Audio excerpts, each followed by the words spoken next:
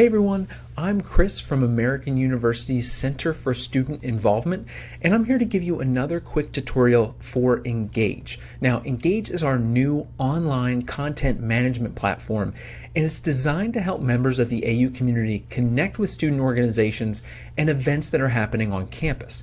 And for student leaders, there's also lots more that you can do in Engage to manage your clubs. So this tutorial is focused specifically on how to build and manage your organization's roster in Engage. So as a club leader, it's really important that you keep track of your officers and members of your organization. So to get started, here's the website you want to go to, american.campuslabs.com/engage. And once you're here, you'll want to go to the sign in button here to sign into the platform. So we'll click that, and then you're going to want to use the same AU credentials that you use to access your AU portal. So the same username and the same password to access Engage. So just type those in and then click login.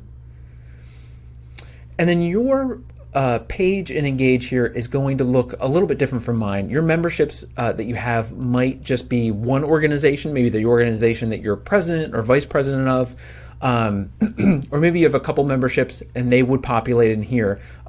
With my role as an advisor, I have a few different memberships here. But for our purposes, we're just going to focus on entering into the Center for Student Involvement so we can start to work in our page here. Now this is going to take us to a page where it gives us information like our contact information for us, as well as events that we have coming up and documents that we have for our organization. So there's a lot of stuff here, but again, we're going to focus on managing our organization and specifically the roster. So we're going to go up to this Manage Organization button here in the top right. All right, and that takes us to what's called our Action Center page. And this is where we actually are going to be able to do things as a leader managing the organization. So up on the top left, you'll see these three horizontal bars here, and that's where your organization menu is housed. So click that, and you'll see that a bunch of organization tools will pop up. So these are all the different things that kind of you can use to manage your organization. Your About page, you can change that, do stuff with events, there's stuff for posting news about your organization, photos in the gallery, documents, election stuff, finance, all that kind of stuff. But we're going to focus right now just on populating our roster. So click roster, and then this takes you to the roster page, the manage roster page, where you'll first see that at the top left here is the primary contact for your organization. Now the primary contact is going to be somebody who ideally is the person who's going to be the point person for using Engage within your organization. So you want to make that person your primary contact. So if we scroll down just a little bit here, you'll be able to see that we have a whole bunch of other members of our organization, first name, last name, and then the positions that they hold. And you can see we have a number of different, there's a director. Now these are positions that you can create on your own that are specific to your organization. And we'll get to some of the editing functions on those over a little bit later. But for now, let's say that we have somebody new who wants to be added to your organization, somebody who wants to become a member of your organization. So we want to get them in our Engage system as an official member, so to speak. So for that, we want to go up to this button here, the Invite People tab. So click on that, and then this is going to pop up where it'll explain that you can enter as many as 500 email addresses, so you can do more than one person at a time. The key here, though, is that when you add the student to your organization and send the invite, it has to use their american.edu email address.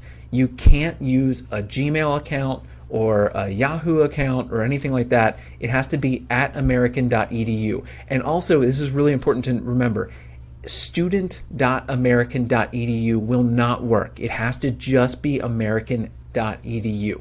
So for our purposes here, we'll just make up one. So let's say Tom at american.edu. So we can add more if we want, and we can just bump down and type another one in below that. But we'll just add the one for now. Again, this is just a made up email address. And let's say we wanted to add that email and click add email address. And then this is going to ask how you want to invite them. In other words, do you want to invite them as just a general member of the group, as a director, or one of the other positions that you made up? This will depend, or this will kind of give them either more access or less access in the system as someone who can manage different things in the organization. So for instance, right now we're just going to keep them as a regular member. And then once we're satisfied with that, then we could hit send invitations. And that's going to send an email to the person to ask them if they want to join the organization. So I'm not going to bother with that right now since this is just a made up email address. So we'll just cancel out of that and we'll go back to our manage roster page. Now, on this page, you'll also see that we have, as it's currently tabbed right now, the current members that we have in our organization. So you can see all those. We talked about those before in their different positions. The pending is going to show people who have been invited. So for instance, that Tom that we just invited, or faux invited, but have yet to respond to our request. So that's what the pending means. And then the prospective is basically someone who has decided that they on their own wanted to ask or send a request to you to join your organization. And in that case, you can go to prospective and you can either hit approve or deny. And you can see when they requested to join. All right, so let's go back to current there. And from here, let's go back to the a different tab here, and let's go to manage positions. And in this section, this is where you can create positions and specify the level of access that you're going to have in managing stuff for those positions. So here are the ones, again, that we have already listed that our organization has already created. And if we hit the add position button, again, you can create a new position for your organization. So in this case, we can create, like it says here, a historian for our organization. Maybe it's treasurer, as it says here, technical guru, something like that. And that, again, that's just specific to your organization. And then you can go to the position type, and that's going to specify if this is a member, an officer, faculty or staff, maybe an advisor or something like that, administrator. And then the next part is really important because that's going to be where you're setting the management access for that position. So is this somebody who, if it's just a general member of the organization, somebody that's new to the organization, just started following along and became a member, you might not want to give that person any management feature access to engage. In that case, you just click the no access button and that should be fine. Now, maybe this is a high-level position that you're creating and it's somebody that you really want and need to have complete management access to do things and engage. And in that case, you can click all access. Now, you can also do a more nuanced approach, which is just having the person have limited access. So let's say this is a treasurer, for instance, that you're giving access to, but you don't need them to have access to elections or events or anything like that, but you do want them to have full access to finance. Then you can go down here to the finance and click full access for finance, and then they're just going to have that kind of access for their specific position. All right.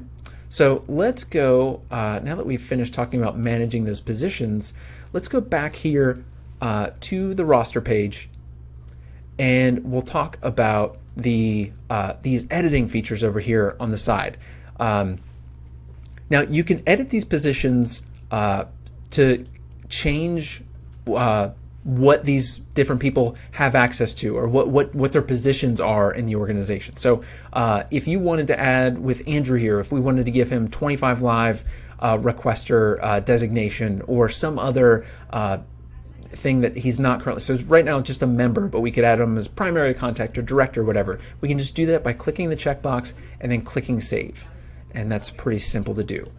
All right, now we've almost finished going through all of these basic functions in the roster, but the last thing I want to do is, as you're working in your organization through the semester, oftentimes there are people who will drop out of an organization, or at the end of one semester they may graduate or leave for some reason. And in that case, you want to make sure you're kind of keeping your roster up to date. So let's say that somebody dropped out of an organization. Let's say Curtis dropped out of our organization. To get them removed from membership in Engage, we're just going to click this checkbox on the left-hand side and then just go up and click End Membership. Simple enough. But it's just really important to make sure that when you're going through the semester working in Engage, that you check your roster page a number of times to make sure you're checking for prospective members, checking on your pending, looking at your current list and make sure it's up to date. And if there's anybody you need to get rid of, just go ahead and click next to their name and then end their membership if necessary. But that's pretty much how you build and manage your organization's roster in Engage. I hope you found this tutorial helpful.